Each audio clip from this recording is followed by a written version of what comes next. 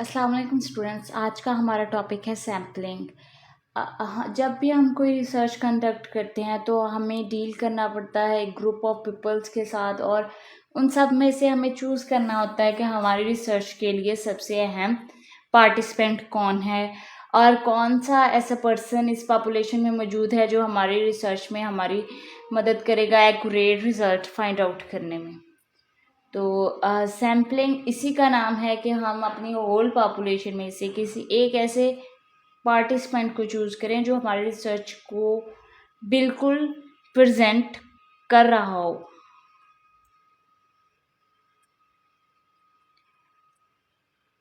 हम पहले से सबसे पहले जो अहम पॉइंट है सैम्पलिंग और पार्टिसिपेंट्स को चूज़ करने में, हमें अंडरस्टैंड करना चाहिए कि पॉपुलेशन क्या होती है, सैम्पल क्या होता है। तो पॉपुलेशन एक पूरा एरिया होता है, एरिया में रहने वाले लोग होते हैं। कोई भी रिसर्च आप कर रहे हैं उसमें जो ह्यूमन बींग्स हैं, जो पार्टिसिपेंट्स हैं, बेशक ह्यूमन बींग्स नहीं है, एनिमल्स हैं, कोई भी जो हमारे जिन पे रिसर्च एप्लीकेबल होगी बाद में, वो हमारी पॉपुलेशन होती है। जो हम डाटा एनालिसिस करेंगे, जो पूरा एप्लीकेबल होगा जिन लोगों पर, वो पॉपुलेशन होती है। सैंपल वो होता है जो एक्यूरेटली रिप्रेजेंटेटिव होते हैं उस पूरी पॉपुलेशन के, सिलेक्टिव ग्रुप ऑफ पीपल्स।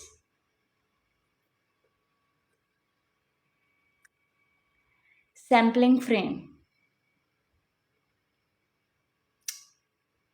यहाँ पे एक टर्म इस्तेमाल हुई है सैम्पलिंग फ्रेम।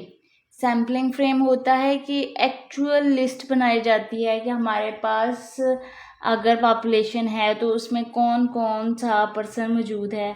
फॉर एग्जांपल, अगर हम रिसर्च कर रहे हैं किसी एक टाउन में, एरिया में, तो हम फाइंड आउट करेंगे कि इसमें टोटल कितने घर हैं, 25 हैं, 30 हैं, और वो किस किस क्लास लेवल से बिलोंग करते हैं। तो जब हम उनको कैटेगराइज कर रहे होंगे, एक सीक्वेंस के साथ लेके चल रहे होंगे, तो वो हमारा एक सैम्पलिंग फ्रेम बन रहा होगा। हम उनको अपनी रिसर्च की नीड के मुताबिक ही कैटेगराइज करेंगे, एक फ्रेम बनाएंगे कि मिडिल क्लास लोग इतने रहते हैं इस टाउन में, अपर क्लास इतने रहते हैं, बिलो एवरेज क्लास इतने रहते हैं। तो वो एक हम फ्रेम डिज़ाइन करेंगे ताकि हमें पता चले कि हम एक्यूरेटली किसको पार्टिसिपेंट चूज़ करना चाहते हैं। तो फ्रेमिंग बहुत ज़रूरी है। एग्ज़ाम्पल यहाँ पे डिस्कस की हुई है, इसको भी आपके साथ मैं डिस्कस करना चाहूँगी ताकि हम सैम्पलिंग फ्रेम को इजीली डिस्कस करते हुए समझ सकें अपने आम अल्फाज में। बहुत सी एग्जांपल्स जो हैं आपको किताबों पे लिखी हुई मिल जाएंगी, ऑनलाइन रिसर्च से मिल जाएंगी, लेकिन ये चीज़ होती है कि हमें सैम्पलिंग फ्रेम को अपने रिसर्च के मुताबिक डिज़ाइन कैसे करना होता है, उसकी अंडरस्टैंडिंग के लिए मुझे ये एक्यूरेट लगी एग्जांपल, इसलिए यहाँ पर मैं आपके साथ शेयर कर रही हूँ। जब भी हम रिसर्च कर रहे होते हैं तो फॉर एग्जांपल कोई भी कंपनी है, उसके टोटल सारे एम्प्लॉयज़ जो हैं वो 1000 हैं, और जो कंपनी है वो ये अपना एक सैम्पलिंग फ्रेम HR डेटाबेस पे बना रही है। उनके कंटेंट लिस्ट होते हैं, उनके CNIC नंबर्स होते हैं, उनकी इनकम होती है कि वो कितना उनको पे किया जा रहा है, कंपनी उनको कितना पे करती है, उनका रोल क्या है कंपनी में, उसकी वजह से कैटेगराइज किया जाता है, लिस्ट आउट किया जाता है उन्हें। और इस पे भी किया जाता है कि उनके पे स्केल्स होते हैं, उनके ओहदे होते हैं, उस हिसाब से जो लिस्ट डिज़ाइन की जाती है, तो वो सैम्पलिंग फ्रेम कहलाता है।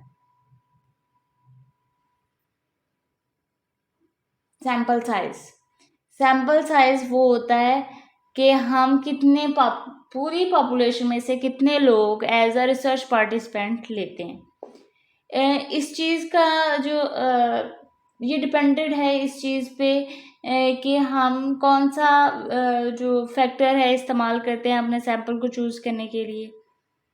तो सबसे पहले वेरिएबिलिटी है। हम वेरिएबिलिटी में देखते हैं कि हम टोटल कितने इंडिविजुअल पार्टिसिपेंट लेंगे जो एक्यूरेटली हमारी पूरी पॉपुलेशन को रिप्रेजेंट करेंगे। सैंपल साइज को चूज़ करने के लिए हम डिफरेंट ऑनलाइन कैलकुलेटर्स इस्तेमाल करते हैं। समटाइम जी पावर एनालिसिस भी इस्तेमाल होता है हम ताकि हमें पता चले कि हम एक्यूरेटली कितना सैम्पल साइज लेंगे तो हमारा जो वो होल पॉपुलेशन पे रिसर्च के एनालिसिस जो एप्लीकेबल होंगे। उसके बाद स्टैटिस्टिकल एनालिसिस के थ्रू भी हम आइडेंटिफाई कर सकते हैं कि हमें कितना सैम्पल साइज चाहिए।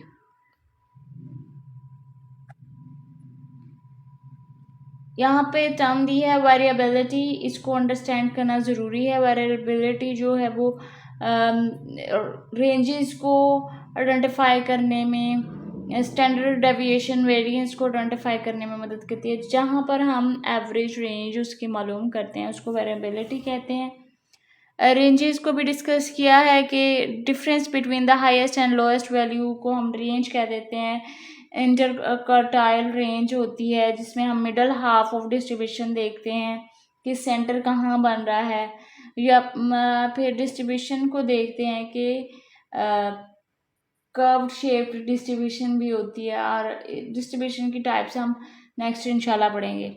तो standard deviation, average distance from the mean जो है वो हम फाइंड करते हैं तो भी हमें सैम्पल साइज का अंदाज़ा हो जाता है और हमें एक्यूरेट वैल्यू मालूम हो जाती है कि वो हम कैसे सैंपल चूज़ करेंगे, कितना सैंपल चूज़ करेंगे, कितने लोग पार्टिसिपेट करेंगे।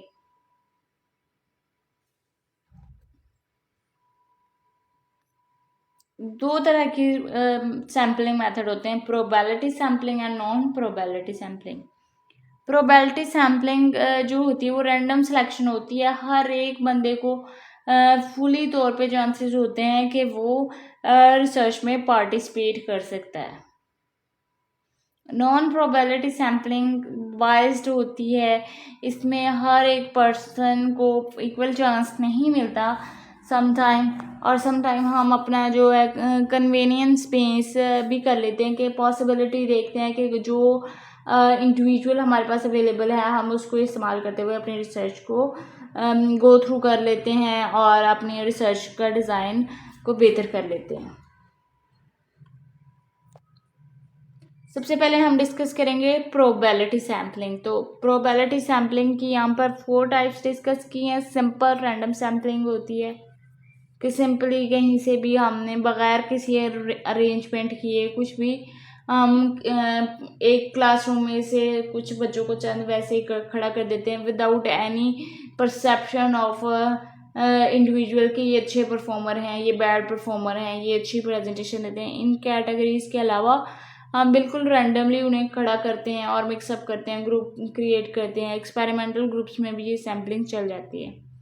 सिस्टमेटिक सैम्पलिंग होती है कि हम एक सिस्टम के थ्रू चल रहे होते हैं, एक मेथड डिज़ाइन किया होता है। क्लस्टर सैम्पलिंग होती है और स्ट्रैटिफाइड रैंडम सैम्पलिंग होती है। फर्दर डिफाइन किया हुआ है, एक्सप्लेन किया हुआ है, इंशाल्लाह आपको समझ आएगी।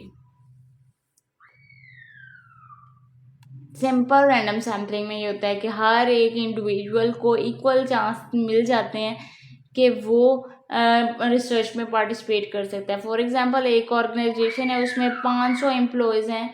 एचआर टीम ने डिसाइड किया है कि वो एक्टिविटी बिल्डअप करेंगी और वो पिकिंग अप चिट्स और उसकी बेस पे उसको एक्टिविटी गिवन की जाती है कि इजी टू टफ। और अगर एक्टिविटी इस तरह डिज़ाइन है तो हम वो पर्चियों के थ्रू जो आइडेंटिफाई करते हैं और किसी भी पर्सन को इक्वल चांस होता है कि उसको टफ एक्टिविटी मिल जाती है या फिर इजी एक्टिविटी मिल जाती है बेस्ड ऑफ लक।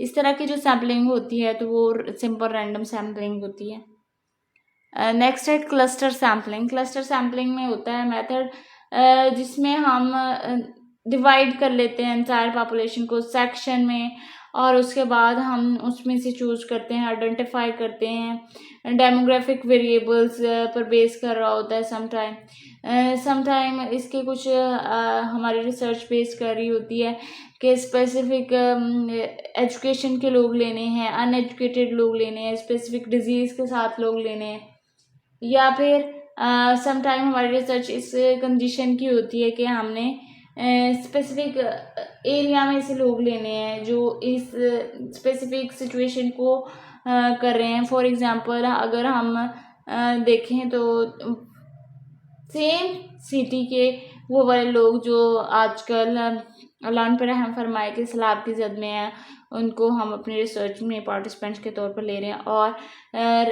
एक ग्रुप हमने वो वाला लिया है जिसमें हम उन लोगों को ले रहे हैं कि वो जो सेम सिटी में थे और वो महफूज रहे। तो इस बेस पे जो हम पैरामीटर्स डिज़ाइन करके सैम्पलिंग करेंगे, तो अफेक्टिव फीडबैक को ये अचीव करने के लिए होता है। तो क्लस्टर सैम्पलिंग होती है कि इसमें भी ये होता है कि स्पेसिफिक मेथड नहीं होता, लेकिन हम उनके कुछ पैरामीटर्स डिज़ाइन करते हैं कि इन बेसिस को देखते हुए, उन पैरामीटर्स को देखते हुए हम जो है वो पार्टिसिपेंट्स को चूज़ करते हैं। एग्जाम्पल डिफाइन की हुई है।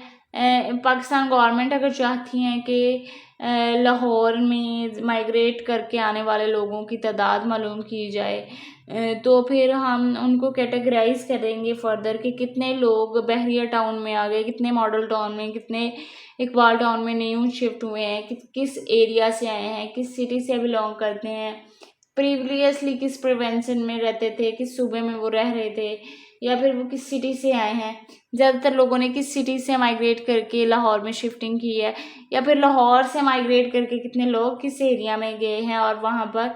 ये जो कैटेगराइजेशन है ये इसके डाटा को इजीली रीड करने में हेल्प आउट कर देती है। Systematic sampling. सिस्टमैटिक सैम्पलिंग में होता है कि हम एक सिस्टम के थ्रू चल रहे होते हैं, रेगुलर इंटरवल्स होते हैं।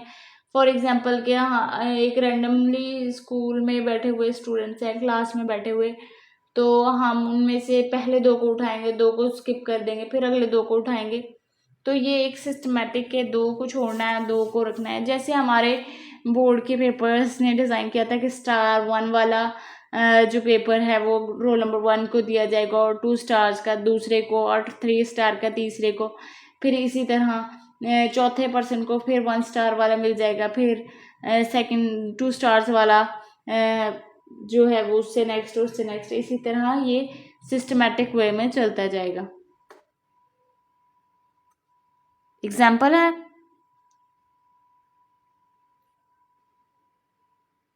500 लोगों का पॉपुलेशन, 5000 का पॉपुलेशन है, उसमें से हमने 500 का सैंपल लेना है। तो हमने नंबर ऑफ पॉपुलेशन का जो 1% लिया है, या कह लें कि 500 लोग हैं, उसमें से हमने 10 लिए हैं, तो टोटल पॉपुलेशन ओवर सैंपल हमने देखा तो 10% आया। तो हमने जो चूज़ किया था सैंपल, उसके हिसाब से ये एक सिस्टमेटिक वे है कि हमने 5000 लोगों में से 500 को चूज़ किया है और रैंडमली चूज़ किया लिया है। प्रॉपर इंटरवल्स जो थे वो देखें, या फिर सबसे पहले कोई कंपनी अगर रन कर रहे हैं हम, तो उसमें सबसे पहले ओल्ड एम्प्लॉयज़ जो हैं उनमें से 2 लिए गए हैं, और उसके बाद उससे सीनियर सिटीजन्स हैं उनमें से 2 लिए गए हैं, प्रीवियसली जो रिटायर हो चुके हैं उनमें से लिए गए हैं। तो ये जो उनकी कैटेगराइजेशन है सिस्टमेटिक वे में कि कितने लोग लिए हैं, किस ईयर में उन्होंने रिटायरमेंट ली थी, ये वाली चीज़ें जब देखते हुए हम करते हैं तो ये सिस्टमेटिक सैम्पलिंग होती है। स्ट्रैटिफाइड रैंडम सैम्पलिंग होती है। इसमें हम पूरी पॉपुलेशन को स्मॉलर ग्रुप्स में डिवाइड कर देते हैं ताकि वो जो रिप्रेजेंटेटिव पॉपुलेशन होती है वो सैम्पलिंग के साथ ओवरलैप ना करे, और वो ग्रुप ऑर्गेनाइज करते हैं। फिर उसके बाद उन ग्रुप्स को गिवन टास्क दिए जाते हैं या ग्रुप को सेपरेट रखा जाता है। फिर उनमें से एक एक बंदा 2-2 जितना हमें सैम्पल चाहिए होता है वो चूज़ किया जाता है। पहले उनकी डेमोग्राफिक वेरिएबल्स की बेस पे कैटेगराइजेशन करना, और उसके बाद उसमें से सैंपल चूज करना होता है। For example, researcher looking for analysis of characteristics of people belong to different annual income divisions and create group according to the annual income. और जैसा कि मैंने पहले बताया कि इनकम के बेस पे इन्होंने कैटेगराइजेशन एग्जाम्पल में की है, और उसके बाद उसके करैक्टरिस्टिक्स देखे हैं, बिलोंगिंगनेस, उनकी फैमिली सपोर्ट, और मार्केट एनालिसिस और वो वाली सारी चीज़ों को देखते हुए जो हमने उसमें से चूज़ किया है ग्रुप, जो डिवाइड पहले किए थे ना हमने सैलरी बेसिस ग्रुप बनाए थे, अब उनमें से हमने फर्दर जो चीज़ें हमें चाहिए थी रिसर्च के लिए, फ्रूटफुल रिजल्ट्स हासिल करने के लिए हमें चाहिए थी, हमने उनको बेस बनाते हुए उनमें से सैंपल चूज़ किया है जो हमारे रिसर्च के लिए अच्छे रिप्रेजेंटेटिव हैं उनको। Uses of probability sampling beneficial है, एडवांटेजेस भी इन्हें कहा जाता है। तो किस वे में ये बेनिफिशियल्स हैं हमें ये अंडरस्टैंड करना बहुत ज़रूरी है। तो सबसे पहले जो प्रोबेबिलिटी सैम्पलिंग हमने डिस्कस की प्रीवियसली, उसमें ये बेनिफिट होता है कि ये रिड्यूस कर देती हैं सैम्पलिंग बाइसेस को। बाइसनेस नहीं होती, हर एक इंडिविजुअल को इक्वली चांस मिलता है। डाइवर्स पॉपुलेशन होती है, इसमें रिप्रेजेंटेटिव ज़्यादा मिल जाते हैं पॉपुलेशन के, और कोई भी ऐसा नहीं होता कि हमने जिस एरिया में बैठ के रिसर्च किया है उस एरिया के लोगों पर वो एप्लीकेबल ही ना हो। तो हमें इक्वल चांस देते हुए ये मौका मिल जाता है कि वो रिसर्च जो है वो तमाम लोगों पर एप्लीकेबल हो। Create an accurate sample, accurate sample वही होता है जो अच्छा रिप्रेजेंटेटिव हो पूरी पॉपुलेशन के लिए।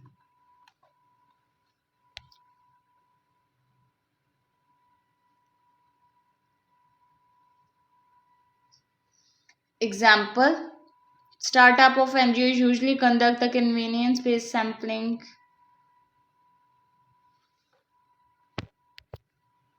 कन्वीनियंस बेस्ड सैम्पलिंग, ये नॉन प्रोबेबिलिटी सैम्पलिंग के स्टार्ट हो गया। जैसा कि हमने प्रीवियसली डिस्कस किया है कि नॉन प्रोबेबिलिटी सैम्पलिंग ऐसी सैम्पलिंग होती है जिसमें हम कोई कैटेगराइजेशन करते हैं या फिर हम अपने जानने वालों को एज अ सैम्पल लेते हैं, या फर्दर हम कह देते हैं कि इसकी लिमिटेशन और कॉस्ट लिमिटेशन और रिसोर्सेज लिमिटेशन जो है इनिशियल स्टेजेस पे हम यूज़ कर रहे होते हैं। कन्वीनियंस होता है कि हम अपने जाने वालों को कह रहे होते हैं कि हमारे ये क्वेश्चनियर हैं और ये इस चीज़ को कंडक्ट करें, उन्हें सारी इंफॉर्मेशन दे रहे होते हैं कि हम ये इस बारे में रिसर्च करें कि आप पार्टिसिपेट करेंगे, आप प्लीज़ पार्टिसिपेट करें। अगर आप पार्टिसिपेट करना चाहते हैं तो उसकी कैटेगरीज शराइत तो ज़वाबित हम बताते हैं। तो उसमें एग्जांपल हम ले लेते हैं कि एक एनजीओ है जो अभी स्टार्टिंग पर है और उसके इवेंट और उनकी प्रमोशन के लिए हम सबसे पहले अपने करीबी रिश्तेदारों को, जाने वालों को बताते हैं, तो वो कन्वीनियंस बेस्ड सैम्पलिंग होती है। और वो उस एनजीओ को एक्सपीरियंस करते हैं, उसके बारे में फीडबैक देते हैं, तो फिर उसके बाद हमारे जो रिजल्ट्स आते हैं वो इस चीज़ पे बेस करते हैं कि जो हमारे जाने वालों का एक्सपीरियंस इस एनजीओ के साथ कैसा रहा। तो उसके बाद हमारे पास आ जाता है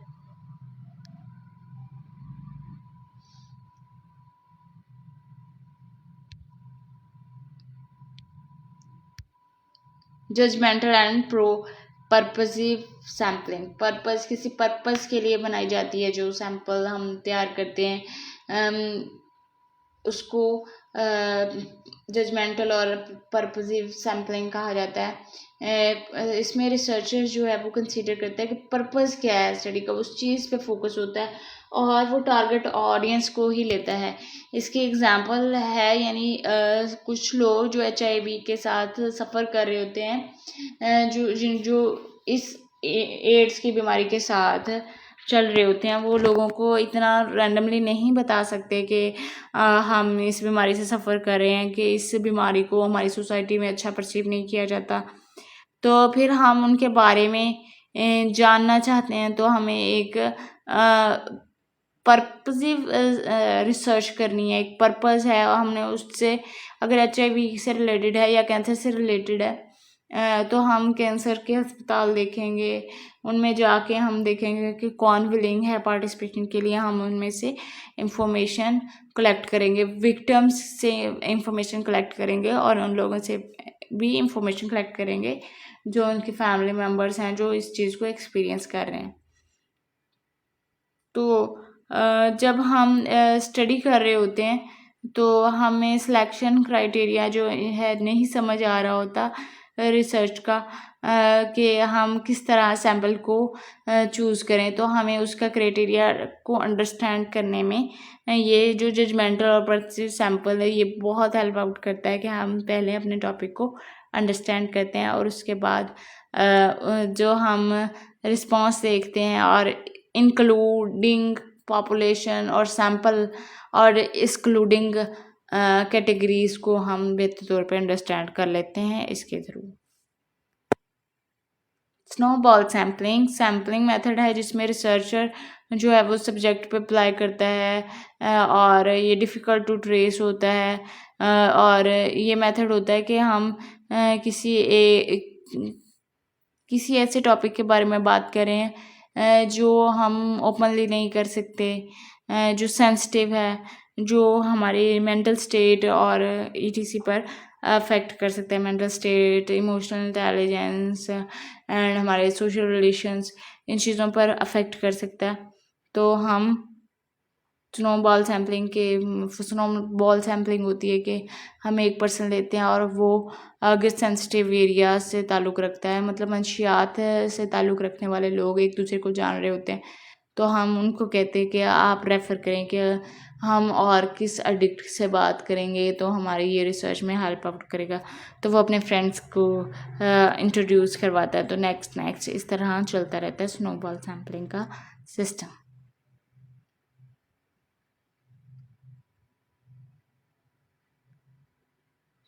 कोटा सैम्पलिंग होती है, जैसा कि हमें पता है कि हमारे पास स्पेशल कोटा होता है, माइनॉरिटी कोटा होता है, वुमेंस कोटा होता है और डिसेबिलिटी कोटा होता है। ये बिल्कुल कोटा सैम्पलिंग होती है।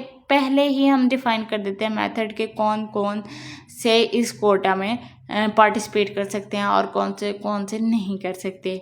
और जो हमारी कैटेगरी डिफाइंड क्वालिटीज़ होती हैं वो जो हम सैम्पल चूज़ करें उसमें आइडेंटिफाई होती हैं, तो हम उसको चूज़ करते हैं रिसर्च में। Uses of non probability sampling में हम करते हैं कि क्या एडवांटेजेस हैं नॉन प्रोबेबिलिटी सैम्पलिंग के। क्रिएट अ हाइपोथेसिस बनाने में इस्तेमाल होते हैं। हम प्रीवियस वीडियोस में डिस्कस कर चुके हैं हाइपोथेसिस क्या होता है, नल हाइपोथेसिस क्या होता है और हम इसको किस तरह डिज़ाइन करते हैं। और अगर आपने मेरी प्रीवियस वीडियोस नहीं देखी तो आप उसको सर्च करेंगे तो आपको इंशाल्लाह इसी चैनल पर मिल जाएंगी। तो हम हाइपोथेसिस बनाने में नॉन प्रोबेबिलिटी सैम्पलिंग को कैसे यूज़ कर सकते हैं। हम हाइपोथेसिस एक ऐसी स्टेटमेंट होती है जिसमें हम उसके बारे में किसी भी रिसर्च के बारे में राय देते हैं और उसके एक्सेप्ट होने में और रिजेक्ट होने में 100% 99% जो है वो चांसेस होते हैं। और जब हमारे रिजल्ट एनालिसिस आते हैं तभी हमें पता चलता है कि क्या सिचुएशन रही, कि एक्सेप्ट हो गया हमारा हाइपोथेसिस, रिजेक्ट हो गया। तो हम एक जो एस्टिमेटिंग वैल्यू देते हैं उसको चूज़ करने में नॉन प्रोबेबिलिटी सैम्पलिंग जो है क्रिएट करने में मदद करती है हाइपोथेसिस को।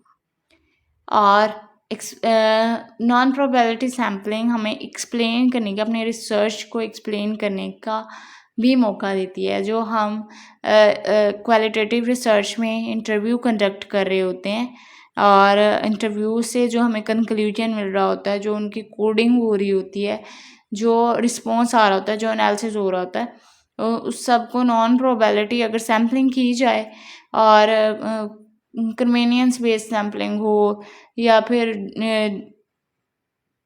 कोटा बेस हो या फिर सिंपल हो कि हमने वैसे ही स्नोबॉल सैम्पलिंग कर ली है, तो हम इजीली अपनी क्वालिटेटिव रिसर्च कंडक्ट कर सकते हैं।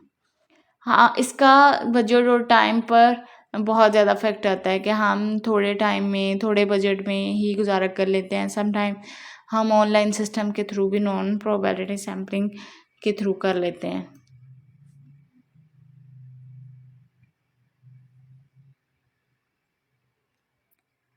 सबसे अहम क्वेश्चन जब भी हम न्यूली रिसर्च में ऐड होते हैं या फिर हम स्टार्ट करते हैं पढ़ना रिसर्च को, तो सबसे टफ जो हमें लगता है, जो हमारे माइंड में बार बार क्वेश्चन आ रहा होता है, वो यही होता है, how do you decide to type a sampling use. तो हमने कैसे सिलेक्ट करना है कि हम कौन सा सैम्पल स्टाइल इस्तेमाल करें, कैसे हमारी सैम्पलिंग एक्यूरेट होगी, कौन से पार्टिसिपेंट्स हमारी रिसर्च के लिए बेनिफिशियल्स होंगे। तो हमें सबसे पहले देखना है कि हमारी रिसर्च के गोल्स क्या हैं, फिर देखना है कि वो कम्बिनेशन क्या है, उन पे कॉस्ट कितनी आ रही है, उनकी एक्यूरेसी कितनी है। फिर हमने उसको आइडेंटिफाई करना है कि सैम्पलिंग टेक्निक अफेक्टिव है तो किस वे में है। अगर कोटा सैम्पलिंग करेंगे तो फिर कितने बेनिफिशियल होगा, अगर स्नोबॉल सैम्पलिंग करेंगे तो कितना बेनिफिशियल होगा, अगर कन्वीनियंस बेस्ड करेंगे, अगर रैंडम करेंगे, अगर नॉन रैंडम करेंगे, तो अगर इंटरवल बेस्ड करेंगे तो हमारे पास रिसर्च के जो गोल्स हैं वो अचीव होंगे नहीं होंगे। हम हर कैटेगरी को देखते हैं, तो जिसमें सबसे पहले सबसे ज़्यादा हमारे पास बेनिफिशियल रिजल्ट्स आ रहे होते हैं तो हम वही सैम्पलिंग स्टाइल चूज़ करते हैं। हम हर एक, हमारे लिए ये ज़रूरी है कि हम हर एक मेथड को देखें। सैम्पलिंग का मेथड है कि वो हमारे गोल्स को अचीव कर रहा है। अगर उनमें से दो चीज़ें यानी दो सैम्पलिंग स्टाइल हमारे गोल को अचीव करने के लिए बेनिफिशियल हैं तो हम दो को भी इस्तेमाल कर सकते हैं। हम अपनी रिसर्च को जब लिखेंगे, जब उनको ब्लैक एंड वाइट में लिखेंगे तो हम बताएंगे कि हमने ये सैम्पलिंग चूज़ की है तो क्यों की है, इसमें हमें क्या बेनिफिट मिला है। बस हमने ये चूज़ करना होता है कि कौन सा मेथड हमारे लिए वर्केबल है। तो अब हमें ये अंडरस्टैंड करना बहुत ज़रूरी है कि डिफरेंस क्या है प्रोबेबिलिटी सैम्पलिंग में और नॉन प्रोबेबिलिटी सैम्पलिंग में। ओके, इसके अल्टरनेटिव जो हैं वो सेम वर्ड्स इस्तेमाल होते हैं कि हम प्रोबेबिलिटी सैम्पलिंग को रैंडम सैम्पलिंग मेथड भी कहते हैं और नॉन प्रोबेबिलिटी सैम्पलिंग को हम नॉन रैंडम सैम्पलिंग मेथड भी कहते हैं। उसके बाद आ जाता है हमारे पास पॉपुलेशन सिलेक्शन का डिफरेंस। तो प्रोबेबिलिटी सैम्पलिंग में हम पॉपुलेशन रैंडमली सिलेक्ट कर लेते हैं और नॉन प्रोबेबिलिटी सैम्पलिंग में हम एक डिफाइन क्राइटेरिया करते हैं, अपनी इजीनेस देखते हैं, अपनी रिसर्च के बेनिफिशियल को देखते हुए पॉपुलेशन को चूज़ करते हैं। जो हमारे पास बाय नेचर प्रोबेबिलिटी सैम्पलिंग होती है वो कंक्लूजन बेस्ड होती है, उनमें स्पेसिफिक डिजिटल बेस्ड, जैसे हमने प्रीवियसली पढ़ा था क्वांटिटेटिव टाइप जो रिसर्च एनालिसिस होते हैं वो होते हैं। तो नॉन प्रोबेबिलिटी सैम्पलिंग एक्सप्लेनेटरी होती है, एक्सप्लेन किया जाता है, क्वालिटेटिव रिसर्च टाइप नेचर होती है। तो सैम्पल का डिफरेंस होता है, since there is a metaphor deciding the sample of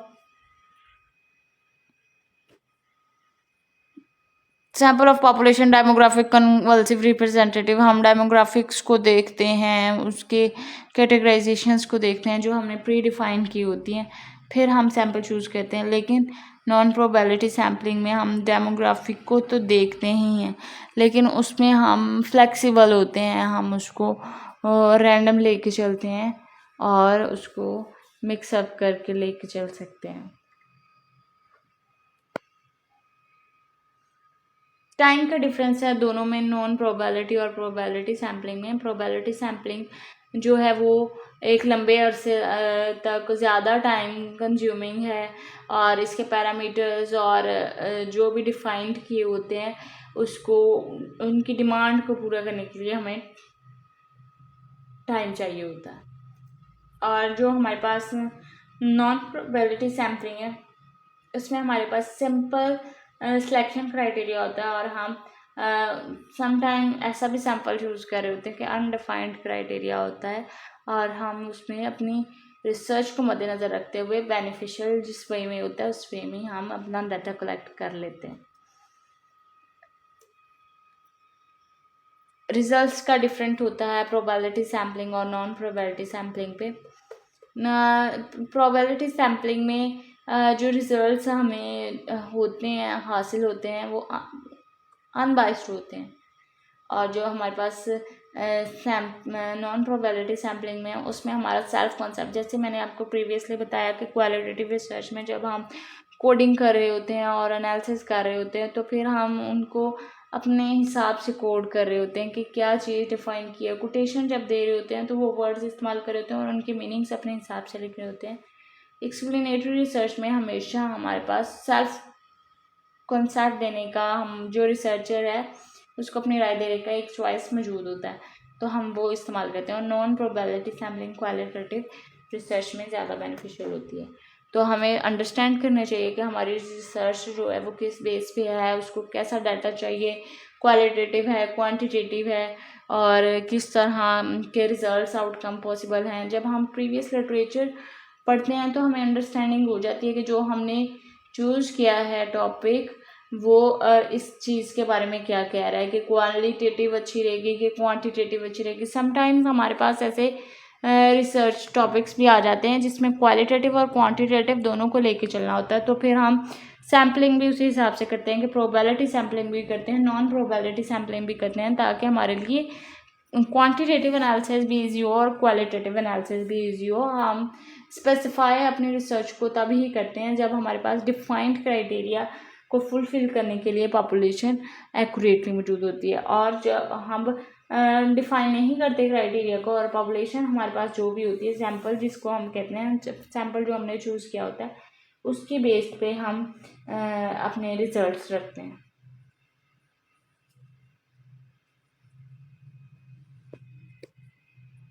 इनमें हाइपोथेसिस का डिफरेंस भी होता है। इसमें हम अपने प्रोबेबिलिटी सैम्पलिंग में ऑब्जेक्टिव डिफाइन करते हैं, हाइपोथेसिस डिफाइन करते हैं before the conducting of research. Non probability sampling में हम हाइपोथेसिस जो डिफाइन करते हैं, समटाइम हाइपोथेसिस डिफाइन ही नहीं करते, रिसर्च क्वेश्चंस इस्तेमाल करते हैं कि हमारा ये रिसर्च क्वेश्चन है। फॉर एग्ज़ाम्पल कि हम क्वालिटेटिव रिसर्च करना चाहते हैं कि जो लोग ज़्यादा वज़ाइफ करते हैं वो ज़्यादा ज़हनी तौर पर पुरसकून होते हैं, और इसके लिए हम इंटरव्यू कंडक्ट करते हैं, कन्वीनियंस बेस्ड सैम्पलिंग इस्तेमाल करते हैं, और समटाइम्स स्नोबॉल सैम्पलिंग इस्तेमाल करते हैं कि जो लोग इकट्ठे मिलके वज़ाइफ करते हैं उनको पता होता है कि कौन कौन खातून या कौन मर्द जो है वो वज़ाइफ करता है और इस बात पे यकीन रखता है और वो कैसा फील करता है, उसकी मेंटल हेल्थ पे को हम जज करना चाहते हैं, तो हम वो वाली चीज़ें लेके चल रहे होते हैं। तो हमारे हाइपोथेसिस का भी अफेक्ट होता है प्रोबेबिलिटी सैम्पलिंग पे और नॉन प्रोबेबिलिटी सैम्पलिंग पे। उसके बाद हमारे पास सिचुएशनल सैम्पलिंग भी होती है। एक कैटेगरी है सिचुएशनल सैम्पलिंग की। हम सिचुएशन के मुताबिक सैम्पल जो है वो डिज़ाइन करते हैं कि समटाइम हम सिचुएशन ऐसे लेते हैं जैसे आजकल चल रही है कि समटाइम कोई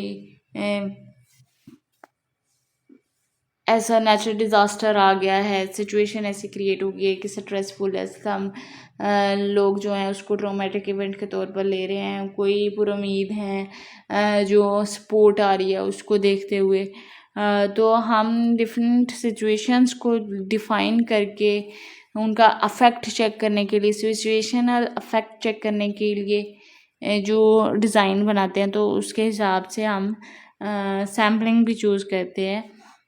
और इससे हम प्रॉपरली चांस मिल जाता है हमें कि हम ट्रू रिस्पॉन्स जो हैं वो हासिल कर सकें और ट्रू जो हमारे पास रिजल्ट्स हैं वो हासिल हो सकें। Time and event sampling. Sometime हम सैम्पल चूज़ करते हैं, बिहेवियर्स को रिकॉर्ड करते हैं, बिहेवियर को ऑब्जर्व करते हैं स्पेसिफिक इवेंट पे कि शादी के माहौल में लोग कैसा फील करते हैं, कैसा टाइम होता है, क्या उनके बिहेवियर पे इफ़ेक्ट होता है, और गम के टाइम पर किसी के फौत होने पर उन्होंने कैसा फ़ील किया, कितने स्ट्रेस में थे, कितनी एग्ज़ाइटी थी, कुछ दिन के बाद उन्होंने कैसा फ़ील किया, और फिर 1 ईयर के बाद उनकी क्या कंडीशन थी।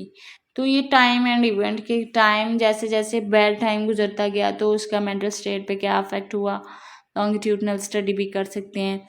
और हम कॉन्सिक्वेंसेस चेक करने के लिए इवेंट्स को भी डिफ़ाइन कर सकते हैं कि अगर किसी ने पार्टी अटेंड की है तो उस इवेंट के मुतालिक उसकी क्या राय है। तो हम इसको टाइम एंड इवेंट सैम्पलिंग के नाम से याद रखते हैं। Thank you very much. Hope so कि आपको समझ आई होगी कि सैम्पलिंग को हम कैसे चूज़ करते हैं। बेसिकली इस वीडियो का मकसद यही है कि जो रिसर्चर बीइंगर्स हैं या फिर जो रिसर्च कंडक्ट कर रहे हैं वो अपनी सैम्पल साइज़ को समझ सकें कि कितना सैम्पल हो, क्या साइज़ हो, और जो है वो क्या चीज़ें जो सैम्पल को चूज़ करने में डिस्टर्बेंस पेश आती है, वो क्या चीज़ें हैं, और हमने कौन कौन सा मेथड देखना होता है सैम्पल का। और उसके बाद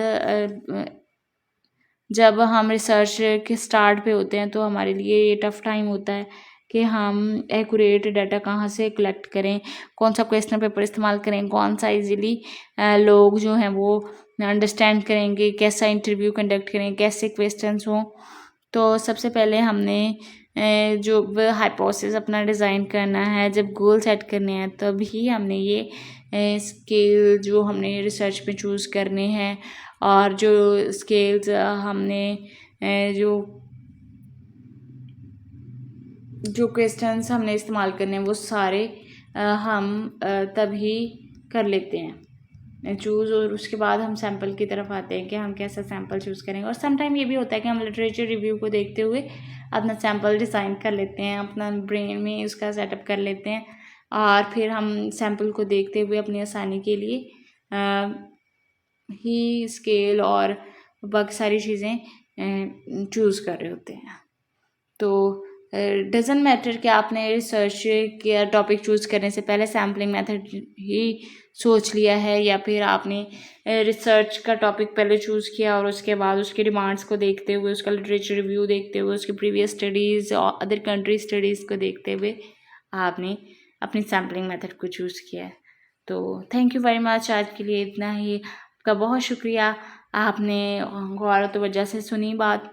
और अगर आपको कोई बात जो सैम्पलिंग से रिलेटेड है नहीं समझ आती तो आप प्लीज़ बताएं, ताकि हम उस पर बात कर सकें। इंशाल्लाह नेक्स्ट वीडियो में आपके क्वेश्चन का आंसर करने की कोशिश करूँगी। Thank you very much, thank you for क्लियरेबल टाइम।